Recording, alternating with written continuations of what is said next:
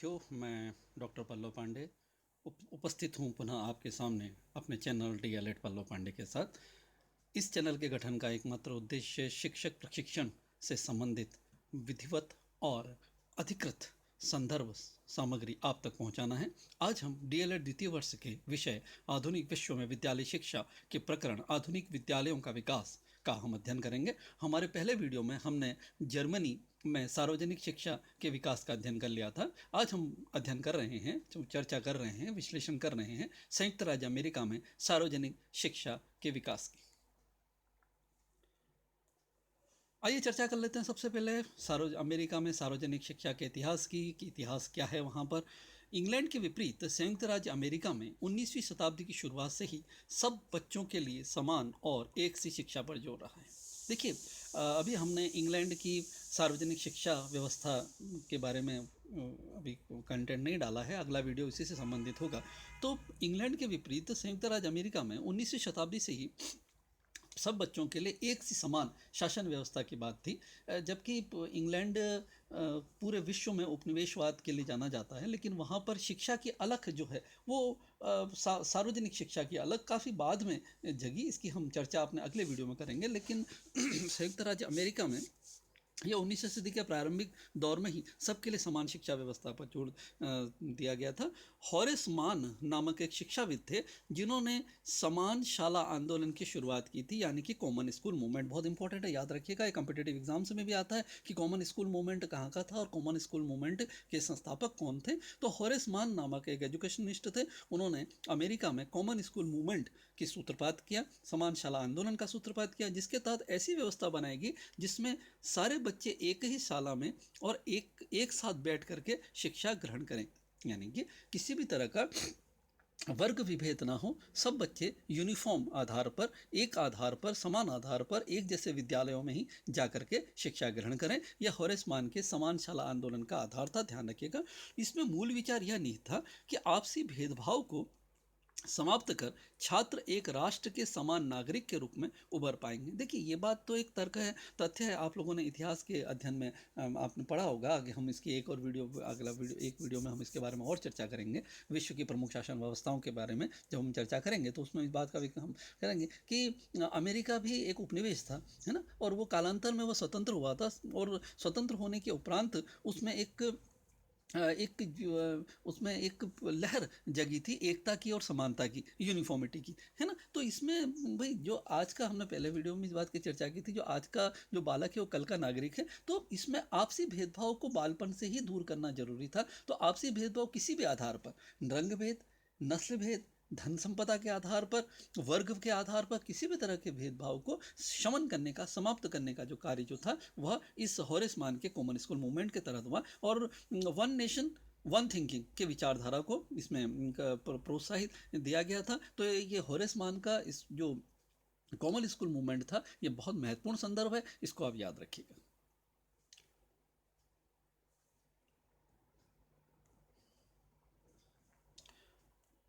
America में Europe जैसी सामंती और अभिजात्य वर्ग का बोलबाला नहीं रहा और प्रारंभ से ही ये एक लोकतांत्रिक देश के रूप में उभरा। हमने पहले भी इस बात में चर्चा कर ली थी कि 17वीं शताब्दी में ही इसमें उपनिवेशवाद का समाप्त हो गया था और ये लोकतांत्रिक देश के रूप में उभरा था। इस कारण वहाँ समान नागरिकों के निर्माण के लिए समान शाला व्यवस्था स्थापित की गई। देखिए, समान नागरिकों के निर्माण के लिए मतलब बौद्धिक शारीरिक स्तर पर तो समानता नहीं हो सकती, लेकिन बौद्धिक स्तर पर एक हम समानता लेकर के आ सकते हैं। अगर आपको याद हो, हालांकि ये नकारात्मक संदर्भ में है, अगर आपको याद हो तो प्रशा की जो शासन व्यवस्था थी, उसने, हमने पहले वीडियो में जब इसका अध्ययन किया था, तो उसका एकमात्र उद्देश्य यही था कि शासन के प्रति लोगों में स्वामी भक्ति की भावना का विकास करना। और यहाँ पे जो शिक्षा का उद्देश्य था वह था राज्य के प्रति स्वामी भक्ति, या राज्य को अपना स्वामी मानना, राज्य भक्ति के प्रति जो वहाँ के नागरिक थे उनका रुझान विकसित करना था।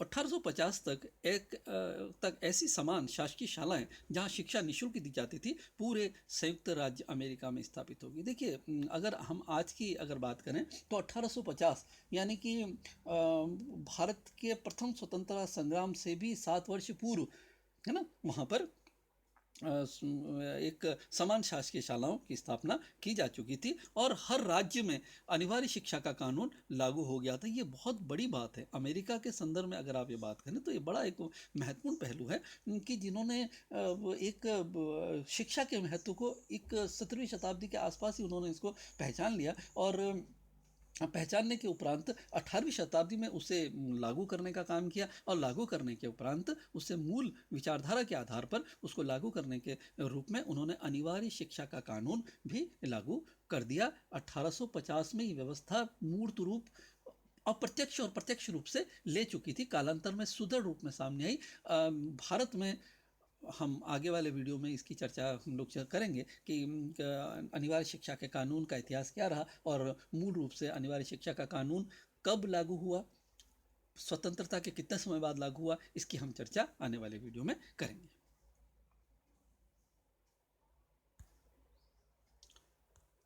महत्वपूर्ण बात यह है कि ये सामान्य शालाएं केवल गोरों लोगों के लिए उपलब्ध थी। देखिए यहाँ कमी भी थी फिर, हालांकि हमने सकारात्मक बात पहले कर ली, लेकिन कुछ चर्चा हम इसमें आलोचनात्मक समालोचनात्मक बात भी कर लेते हैं कि ये सामान्य शाला उस वक्त केवल गोरे लोगों के लिए उपलब्ध थी। शुरू में काले लोग जो गुलाम थे उन्हें शिक्षा देना कानूनन जुर्म था। प्रारंभ में जो शिक्षा देने के लिए सिर्फ गोरे लोग ही इसके लिए पात्र थे, काले लोग को शिक्षा नहीं दी जा सकती थी। जब गुलाम प्रथा खत्म हुई तो काले लोगों के लिए अलग शिक्षा शालाएं खोली गई। देखिए नाम की समान शाला शिक्षा व्यवस्था थी, लेकिन इसमें कमी ये थी कि ये पहले तो अव्वल तो ये इसमें अपार्थीड था, इसमें नस्ल भेद था, है ना, रंग भेद के आधार पर थी। लेकिन कालांतर में जब वो वहाँ पर ये दास प्रथा का शमन हुआ, दास प्रथा के शमन होने के बाद मार्टिन लूथर किंग और इनके बारे में आप लोगों ने चर्चा की होगी, पढ़ा होगा अपने इतिहास के अध्ययन में, हम लोग और चर्चा कर लेंगे। तो तब उसमें जो अलग से गुलाम लोगों के लिए भी अलग से शालाएं खोली गई, उनको भी उस वक्त समान शाला में शामिल करने के लिए बात नहीं कही गई थी। इस तरह अलग शाला स्थापित करने को काले लोगों के नागरिक अधिकार आंदोलन के दबाव में 1954 में गैर कानूनी करार दे दिया गया। इसके बाद हर वर्ग के बच्चों को एक ही शाला में प्रवेश मिलने लगा। ठीक है, 1850 से जो एक मुहिम की शुरुआत हुई थी, वहाँ पे समान शाला आंदोलन के बारे में जो विचारधारा जो हुई थी, है ना, देखिए विचारक दार्शनिक जो होता है वो अपनी विचारधारा को एक सैद्धांतिक रूप में व्यक्त कर देता है, लेकिन उसके मूर्त रूप में लाना वहाँ के नीति नियंताओं का कार्य था, वहाँ की राजनीतिक इच्छा शक्ति का कार्य था। तो वहाँ की राजनीतिक इच्छा शक्ति उस वक्त दास प्रथा की समर्थक थी, तो इसके कारण दास प्रथा के चलते उन जो गुलाम जो लोग थे, जो बच्चे जो थे, उनको इतनी सुविधा वहाँ पर प्राप्त नहीं थी। लेकिन 1954 में ये इसे जो अलग शाला जो जो थी, जो दास बच्चों के लिए, जो रंग भेद के जो शिकार बच्चे थे उनके लिए जो शालाएं थी, उनको 1954 में गैर कानूनी घोषित किया गया और उसके बाद एक शाला की व्यवस्था हुई। यानी कि आप ये कह सकते हैं कि जो समान शाला आंदोलन जो होरेस मान का जो था, जो वह इतने लंबे समय बाद मूर्त रूप में आया सन 1954 में आकर के।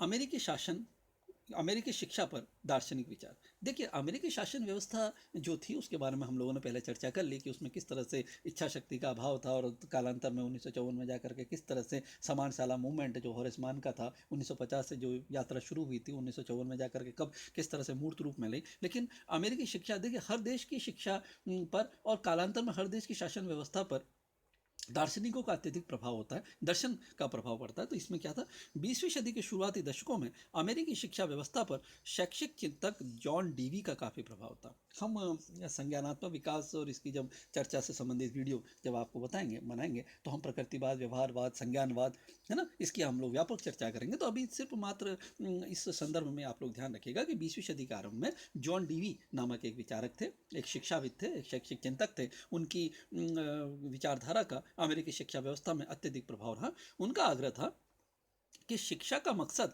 केवल विषय ज्ञान हासिल करना ही नहीं, बल्कि बच्चों में निहित क्षमताओं का विकास करना है।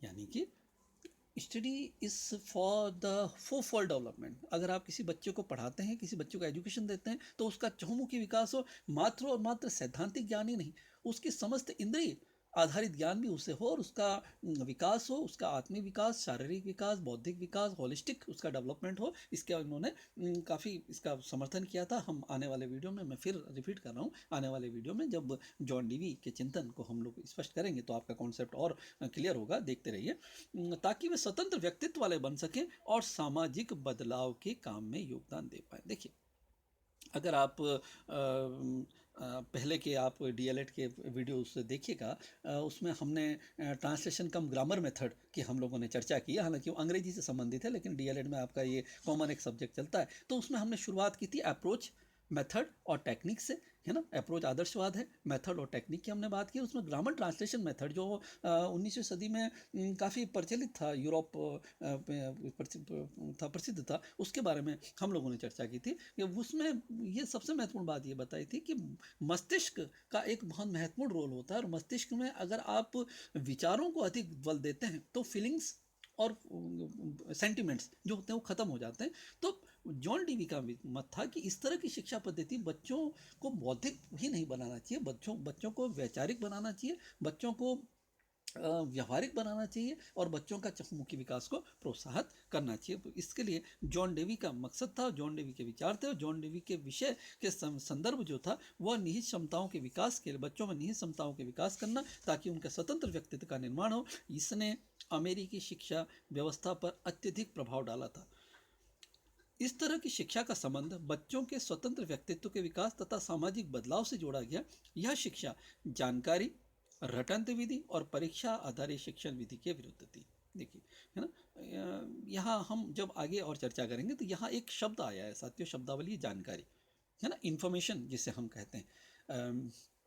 इंफॉर्मेशन में और नॉलेज में अंतर है। हम आगे वाले वीडियोस में इसकी स्पेशल एक वीडियो बना के आपको हम इस बात की चर्चा करेंगे कि सूचना और ज्ञान में क्या अंतर है, और सूचना और ज्ञान किस तरह से शिक्षण उद्देश्यों तक जाता है, इसकी हम व्यापक चर्चा करेंगे। आप लोग वीडियो देखते रहिएगा, लाइक करें और सब्सक्राइब करें, ताकि आपको अद्यतन सामग्री और अधिकृत सामग्री आप तक पहुँचाएँ, क्योंकि इस चैनल के गठन का एकमात्र, निर्माण का एकमात्र उद्देश्य यही है। रटंत विधि और परीक्षा आधारित शिक्षण और जानकारी आधारित शिक्षण के जो थे वो जॉन डीवी अत्यधिक विरोधी थे, और ये इस विचार का अमेरिका की शिक्षण पद्धति पर 20वीं शताब्दी में अत्यधिक प्रभाव पड़ा।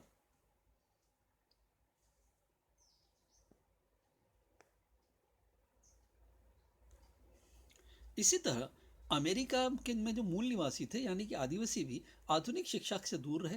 पहले तो आदिवासी समुदाय को चंद क्षेत्रों तक सीमित रखा गया। देखिए, वहाँ का जो मूल निवासी जो था, जनजातीय क्षेत्र था, जो समूह था, जनजातीय समूह की सबसे बड़ी विशेषता यह होती है कि वो अपनी संस्कृति से किसी भी तरह का छेड़छाड़ पसंद नहीं करते हैं। उनका प्रकृति ही उनकी संस्कृति का सशक्त आधार होता है। तो अमेरिका के आदिवासी भी आधुनिक शिक्षा से दूर रहे, और पहले शासन द्वारा भी ये प्रयास किया गया कि भाई इस ट्राइब को, जनजातीय समुदाय को एक सीमित क्षेत्र तक रखें, ताकि वो तथाकथित आधुनिक समाज और सभ्यता को किसी भी आधार पर प्रभावित ना करें।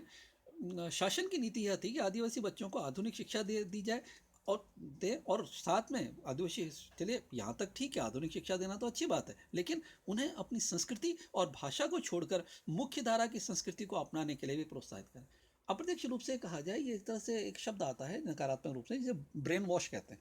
यानी कि अमेरिकी शासन व्यवस्था ने यह सोचा कि क्यों ना इस तरह की शिक्षा व्यवस्था जो जनजातीय समूह है उसको दी जाए, कि जनजातीय समूह अपने मूल स्वरूप है, अपने त्योहार हैं, अपना मूल ढांचा जो है उसको छोड़े, और उसको छोड़ने के बाद मुख्य धारा की संस्कृति यानी कि आधुनिक संस्कृति को अपनाएं। उन बच्चों को अपनी संस्कृति से विमुख करने के लिए उन्हें आवासीय शालाओं में रहने के लिए बाध्य किया गया। देखिए, रेसिडेंशियल स्कूल्स की वहाँ जो जनजातीय बालकों के लिए जो संकल्पना थी, उसका मूल उद्देश्य उन्हें शिक्षित करना नहीं था। शिक्षित करना द्वितीयक था। प्राथमिक यह था कि वो अपनी जो सांस्कृतिक जो ढांचा है, सांस्कृतिक ताना बाना है, उसको वो छोड़े और तथाकथित आधुनिक मुख्य धारा में वे शामिल हो जाएं। तो यह आदिवासियों को या जनजातीय शिक्षा को, जनजातीय बच्चों को शिक्षा देने के लिए आप ये कह सकते हैं स्वार्थपरक शिक्षा देने का एक प्रयास था अमेरिकी शासन व्यवस्था द्वारा।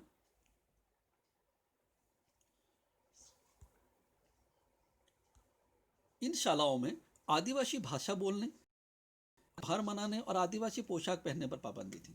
भाई अगर वो इन संदर्भों को अगर वो फॉलो करने लगेंगे तो वो मुख्य धारा में शामिल ही नहीं होंगे। तो उन पर ये बच्चों पर ये दबाव डाला जाता था इन आवासीय शालाओं में, रेसिडेंशियल स्कूल्स में, कि वह ना तो अपने परंपरागत त्यौहार मना सकते थे, ना वो अपने आउटफिट्स जो हैं अपनी पोशाक पहन सकते थे, और ना अपनी मूल भाषा, जनजातीय भाषा बोल सकते थे।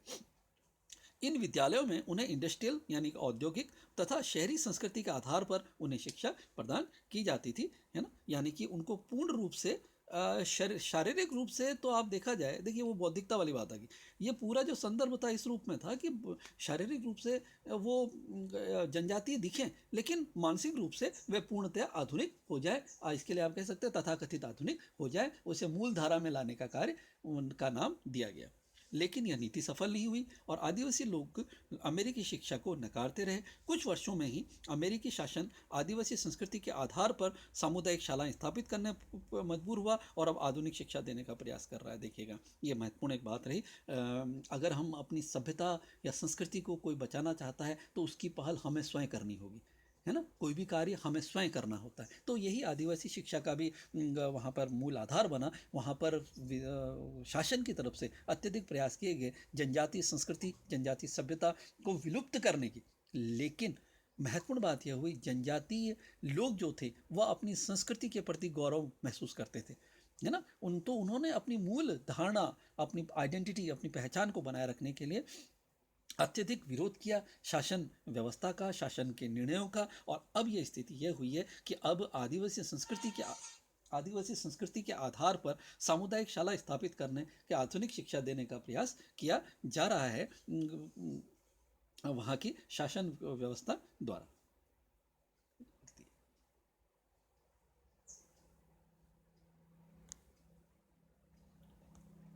चर्चा कर लेते हैं अमेरिका की वर्तमान शासन व्यवस्था पर। अमेरिका के अधिकांश बच्चे सार्वजनिक शालाओं में पढ़ते हैं। देखिए, यही विशेषता हमें जर्मनी का, जब हमने शालेय अध्ययन किया था, सार्वजनिक शिक्षा व्यवस्था का जब अध्ययन किया था, तो वहीं यहाँ निष्कर्ष हम लोगों ने वहाँ भी निकाला था कि जर्मनी में भी सार्वजनिक शालाओं के प्रति यानी कि सरकारी शालाओं के प्रति लोगों का रुझान अधिक है। जहाँ एक इलाके के सारे बच्चे, चाहे अमीर हों, गरीब हों, श्वेत हों, अश्वेत हों, बालक हों या बालिका, सब एक साथ पढ़ते हैं। ये एक महत्वपूर्ण संदर्भ जो है, जो कॉमन स्कूल मूवमेंट की जो मूल आत्मा जो है, वो अब जा कर के फलीभूत हो रही है अमेरिका में, कि वहाँ पर एक स्थान पर रहने वाले सभी बच्चे सरकारी विद्यालयों में जा कर के एक साथ एक ही स्तर पर बैठ कर के अध्ययन करते हैं। ऐसी वर्तमान शालाओं में एक तरह से अमेरिका के लोकतंत्र और अवसर की समानता का द्योतक माना जाता है। देखिएगा, है ना, लोकतंत्र और अवसर की समानता। लोकतंत्र व्यापक स्वरूप है ना। लोकतंत्र की अधिकृत परिभाषा ही अगर हम कहें तो अब्राहम लिंकन ने दी है, जो अब्राहम लिंकन जो अमेरिका के राष्ट्रपति थे, है ना। प्रजातंत्र, जनता के लिए, जनता द्वारा, और जनता का शासन है ना। तो अब ऐसे में जो लोकतंत्र की मूल आत्मा जो है उसका, और समानता का अधिकार, समानता का अधिकार क्या है, लोकतंत्र क्या है, इसकी हम चर्चा हमारे आने वाले वीडियो में एक पृथक से आपको करेंगे, क्योंकि लोकतंत्र एक व्यापक स्वरूप में है। इसका अंतर्राष्ट्रीय स्वरूप क्या है, या इसी आपके जो प्रश्न पत्र जो आपका है आधुनिक विश्वविद्यालय शिक्षा, उसका एक अंग है। उसकी हम लोग अलग से विस्तृत रूप से लोकतंत्र, समानता, इसकी हम चर्चा करेंगे। वैश्वीकरण की हम लोग चर्चा करेंगे, आप देखते रहिए। ये शालाएं दरअसल स्थानीय समुदाय द्वारा संचालित होती है। देखिए, उनके शाला के संचालन का तरीका भी क्या होता है, यह स्थानीय समुदाय द्वारा संचालित होती है। एक शैक्षिक जिले के लोग चुनाव के माध्यम से जिला शिक्षा समिति का गठन करते हैं। अब आपको समझ में आ गया होगा कि शिक्षा समिति जो होती है, विद्यालयों में जो हमारी शिक्षा समिति है, वह कहाँ से उसका मूल स्वरूप लिया गया है ना। यानी कि स्कूल मैनेजमेंट कमेटी जो है वह अमेरिकी शासन व्यवस्था, अमेरिकी शिक्षा व्यवस्था जो अमेरिकी शासन द्वारा वहाँ दी गई है, उससे भारत में ली गई है, ये हमें याद रखना है ना। तो माध्यम से जिला शिक्षा समिति का गठन किया जाता है, जो सभी स्थानीय शालाओं का संचालन करती है। यहाँ तक कि शाला में क्या पढ़ाना है, कैसे पढ़ाना है, और कौन पढ़ाएगा, किस विषय को पढ़ाएगा, यह समितियां ही तय करती हैं। ये समितियां मतलब एक तरह से ये आप कह सकते हैं कि मिनी कैबिनेट होती है ना, मिनी एजुकेशन कैबिनेट होती है, जिसमें आप एजुकेशन सेक्रेटेरिएट का काम करती है डिस्ट्रिक्ट बेस पे, कि वो ये निर्धारण करती है कि किस विषय को पढ़ाया जाएगा, को कौन पढ़ाएगा और कैसे पढ़ाएगा, है ना। यानी पेडागोजिकली भी ये जो इसमें इससे ये धारणा हमारी पुख्ता होती है कि इन समितियों में जो पेडागोजिकली जो है, जो शिक्षा विज्ञान शिक्षण विज्ञान के जो निष्णात लोग हैं वो भी इसमें शामिल होते हैं। यहाँ शब्द हमने बोला है पेडागोजी, हम फिर इसका आपको क्लियर करते हैं, आने वाले वीडियो में हम इसकी बात आपसे करेंगे। पेडागोजी को science of teaching is known as pedagogy, याद रखिएगा इस संदर्भ को, है ना। तो ये अमेरिकी शिक्षा व्यवस्था में सार्वजनिक शालाएं और सार्वजनिक शालाओं में लोकतंत्र और समानता आधारित शिक्षा दी जाती है, जिनका जो मैनेजमेंट है, जो संचालन जो है वो जिला शिक्षा समिति करती है, और जिला शिक्षा समिति का जो चयन जो है वह भी एक चुनाव के द्वारा होता है, यानी कि चयन में ही प्रजातांत्रिक स्वरूप इसमें प्रदर्शित होता है।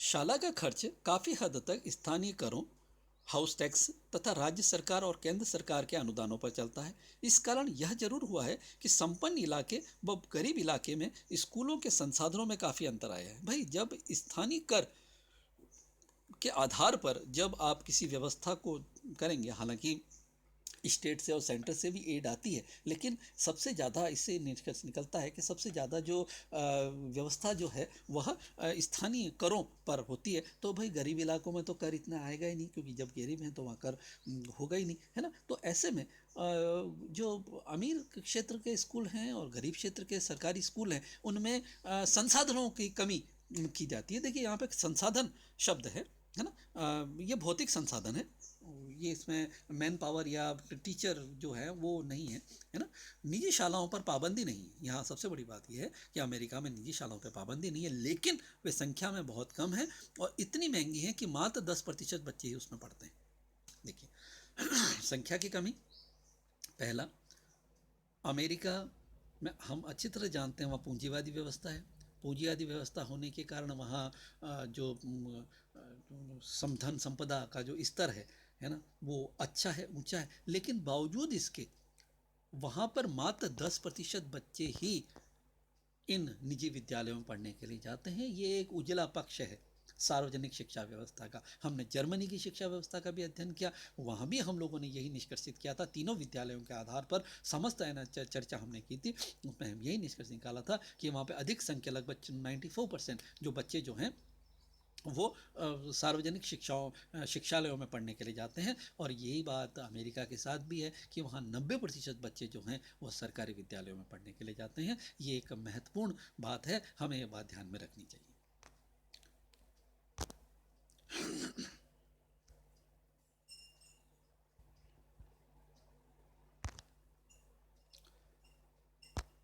अमेरिका में शालेय स्तर पर अकादमिक दबाव कम रहता है ना। बच्चों पर जो स्ट्रेस है वो स्कूल लेवल पे बहुत कम रहता है। स्कूल के बाहर की अन्य गतिविधियों के लिए बच्चों पर के पास समय रहता है। देखिए इसमें ये जो संदर्भ है ना, इसके पीछे जो मूल धारणा जॉन डीवी की है, जॉन डीवी से वो प्रत्यक्ष अप्रत्यक्ष रूप से वो प्रभावित हैं। डीवी ने क्या कहा था कि बच्चे को मात्र सैद्धांतिक ही नहीं, अपितु उसको व्यवहारिक ज्ञान देना है। तो सैद्धांतिक ज्ञान तो विद्यालयों में ही रहेगा, लेकिन वो व्यवहारिक कब होगा, जब वो समाज में जाएगा। तो कक्ष के इतर भी बच्चे को ज्ञान लेने के लिए, बच्चे को व्यवहारिक ज्ञान लेने के लिए उसे प्रेरित किया जाता है, और वो विद्यालय के बाहर की गतिविधियों में भी भाग लेने के लिए उसके पास समय रहता है। उच्चतर माध्यमिक स्तर तक सभी बच्चे एक जैसी शिक्षा पाते हैं। जैसे सबसे महत्वपूर्ण बात यह है कि सीनियर सेकेंडरी या हायर सेकेंडरी लेवल तक सारे बच्चे, पहली से लेकर के 12वीं तक, और भारत के हिसाब से बात करें तो सारे बच्चे एक ही शिक्षा व्यवस्था पाते हैं। उनकी शिक्षा में कहीं किसी रूप में कोई परिवर्तन नहीं होता है, यानी कि विषय आधारित और व्यावसायिक शिक्षा अमेरिका में प्रदान नहीं की जाती। 12वीं तक विषय आधारित और vocational training, subject based and vocational based training वहाँ नहीं दी जाती है। यानी कि जैसे यहाँ भारत में हमारा जो कॉन्सेप्ट क्या है, 10वीं के बाद हम साइंस लेते हैं, बायो लेते हैं, मैथ्स लेते हैं, कॉमर्स लेते हैं, या फिर हम लोग आर्ट्स लेते हैं। ये हमारे सामने जो ऑप्शंस हैं, या हम वोकेशनल ट्रेनिंग में जाते हैं। जैसे हमने जर्मनी की बात की थी, है ना। जर्मनी का जो स्वरूप यह है कि वहाँ एक स्तर के बाद बच्चे का बाइफिकेशन हो जाता है, और बच्चा फिर अपने बच्चे को फिर उसकी रुचि के हिसाब से अन्य तरह के विद्यालयों में औद्योगिक कौशल विकसित करने के लिए इस तरह से भेजा जाता है। लेकिन अमेरिका में ऐसा बिल्कुल भी नहीं है। अमेरिका में ना तो विषय आधारित शिक्षण होता है और ना ही उन्हें किसी तरह की व्यावसायिक शिक्षा दी जाती है। ये बात ध्यान रखिएगा। लगभग 85% बच्चे अमेरिका में उच्चतर माध्यमिक स्तर तक शिक्षा पूरी कर पाते हैं। ऐसे उत्तीर्ण होने वाले छात्रों में से 75% छात्र कॉलेजों में भी दाखिल लेते हैं। 85%, 15% बच्चे किसी न किसी रूप में ड्रॉप आउट होते हैं, वो पूरी शिक्षा प्राप्त नहीं करते हैं और उनके पास चयन के अन्य विकल्प उपलब्ध होते हैं, है ना। और इन 85% में भी जैसे 15% कहा जाता है कोई बिजनेस उन्होंने ज्वाइन कर लिया, है ना, कोई किसी और संदर्भ में वे बच्चे लग गए, पारिवारिक आधार पर कोई और काम उन्होंने करने लग गया, आर्मी ज्वाइन कर ली, है ना, कई वहाँ पे विकल्प उपलब्ध होते हैं। और उनमें से 85% में से भी 75% बच्चे जो हैं वो कॉलेजेस में उच्च अध्ययन के लिए जाते हैं। अर्थात नौकरी और व्यवसाय के बारे में अधिकांश अमेरिकी बच्चे कॉलेज पूरे होने के बाद ही चिंता करते हैं।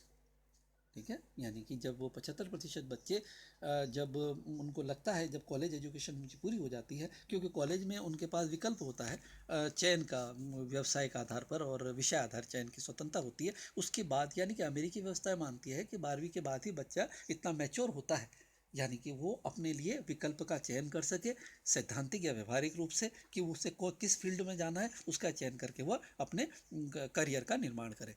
पिछले कई दशकों में राज्य व केंद्र सरकारें शाला के काम में अपना हस्तक्षेप बढ़ाने लगी हैं ताकि पूरे देश में शैक्षणिक स्तर पर समानता व गुणवत्ता ला पाए। देखिए, हमने पहले के वीडियो में चर्चा की थी कि जिला शिक्षा समिति जो होती है वह चयन करती है कि भाई पूरे ज़िले में क्या पढ़ाया जाएगा, कैसे पढ़ाया जाएगा, कौन से विषय पढ़ाए जाएंगे, किस तरह से पढ़ाए जाएंगे और कौन पढ़ाएगा, है ना। लेकिन इससे अमेरिका में यह महसूस किया गया कि ज़िले के आधार पर ही काफ़ी अलग अलग शिक्षण व्यवस्था, शिक्षण स्वरूप उभर करके सामने आने लगे। तो राज्य सरकारों ने और केंद्र सरकार ने अमेरिका में अब शिक्षा के क्षेत्र में हस्तक्षेप करना शुरू किया और उसका एकमात्र उनका जो उद्देश्य है कि पूरे देश में शैक्षणिक स्तर पर समानता और एक जैसी गुणवत्ता लाई जाए, है ना।